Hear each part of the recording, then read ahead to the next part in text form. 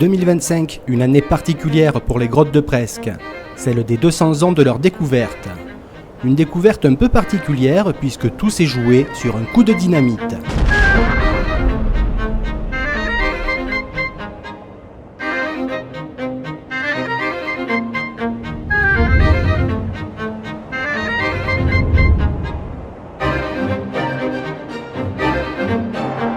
Nous sommes en vallée de la Dordogne dans le département du Lot, à 5 km de Saint-Céré sur la départementale 807. Cette route n'a bien évidemment pas toujours existé. Avant 1825, le passage se faisait en contrebas de l'entrée de la grotte et de la départementale, au pied de la falaise. C'est lors des travaux d'aménagement de cette voie que la grotte a été mise à jour. Elle est ouverte au public depuis un petit peu plus de 100 ans.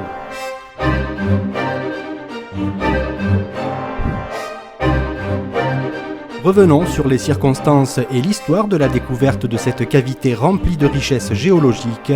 Maurice Lamourou, guide et propriétaire des grottes de Presque. Alors, nous sommes ici en dessous de la départementale 807.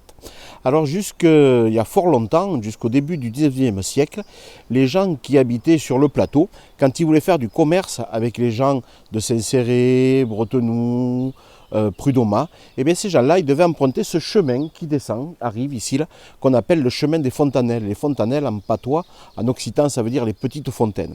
Et ce chemin, malheureusement, quand il avait beaucoup plu, ou à la fonte des neiges, était quasiment impraticable pour les chariots. C'est pour ça qu'il a été pris le parti, pour favoriser le commerce avec les gens d'en haut et ceux d'en bas, d'agrandir une corniche qui se trouve un peu plus haut. Et en agrandissant cette corniche, en faisant sauter des rochers à la poudre, en 1825, on a mis à jour l'entrée d'une grotte. Cette grotte, à l'époque, personne ne voulait y rentrer dedans, puisque les croyances étaient là, rentrer sous terre. Les gens avaient peur de croiser des êtres maléfiques, donc pendant longtemps, cette grotte est restée à l'abandon. Et ce n'est qu'au début du XXe siècle que des gens ont commencé à explorer cette grotte. Ils sont rentrés tout doucement dedans, ils sont allés jusqu'au fond, tout ça avec l'autorisation de la comtesse de Presque.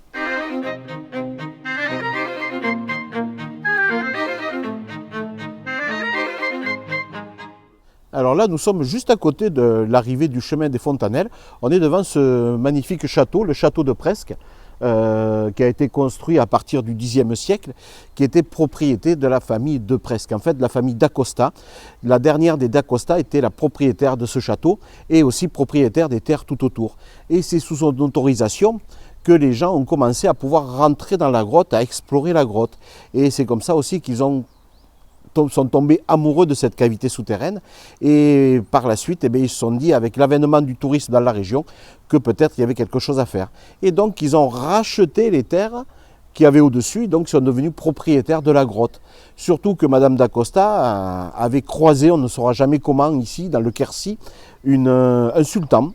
Et ils étaient tombés amoureux réciproquement. Et petit à petit, Madame d'Acosta voulait quitter cette région pour rejoindre le sultan. Et donc elle a vendu toutes ses terres ici, y compris le château. Et c'est comme ça que les gens sont devenus propriétaires des grottes.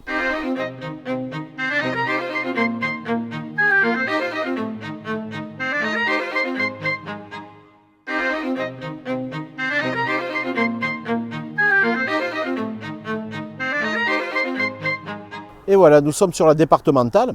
Juste en bas, vous voyez, vous avez le château, qui est le château de Presque. Et on est juste là, devant les grottes. C'est là où, en faisant sauter les rochers à la poudre, on a découvert l'entrée des grottes de Presque, qui par la suite vont devenir un lieu incontournable du tourisme souterrain.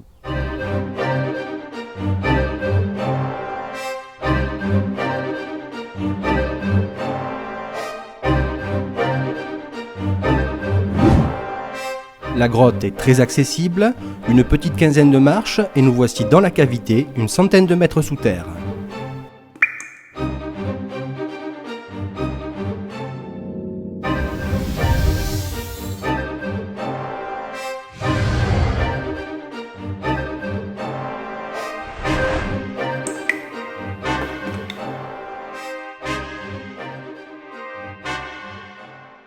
Et voilà, et là donc nous sommes à l'intérieur de la grotte, on est juste au bord de la route de cette fameuse départementale, et c'est en dynamitant la roche qu'ils ont découvert l'entrée de la galerie.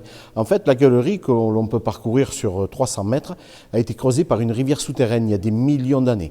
Cette rivière souterraine, on le sait, elle venait du Massif central. Elle s'est détournée, on ne saura jamais pourquoi à l'époque, sûrement à cause d'un tremblement de terre, une période glaciaire ou tout simplement une période de sécheresse.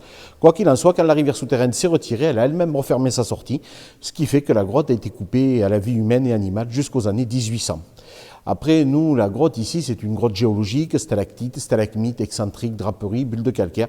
Nous, en fait, la grotte, c'est un condensé de tout ce qu'on peut trouver dans une cavité souterraine, le tout agrémenté par de nombreuses couleurs, parce que nous avons la chance, en plus du calcaire qu'on a au-dessus de nous, on est déjà à 100 mètres sous terre, et bien, en plus du calcaire, on a beaucoup de minéraux. Ces minéraux vont teinter le calcaire et nous donner une grande variété de couleurs, et cette variété de couleurs va faire ressortir les nombreuses concrétions, stalactites et stalagmites et colonnes que nous avons dans la grotte.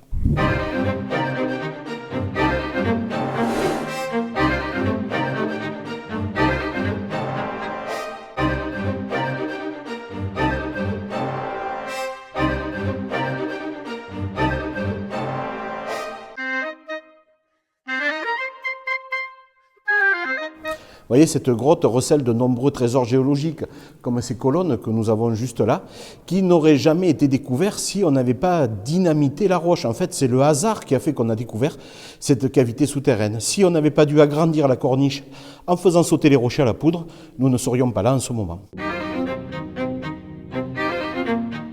Merci à Maurice Lamourou, guide et propriétaire des grottes de Presque. N'hésitez pas à venir découvrir ou redécouvrir la splendeur de ce site à l'occasion de ce bicentenaire, une véritable cathédrale sous terre et un spectacle comme seule la nature sait le faire.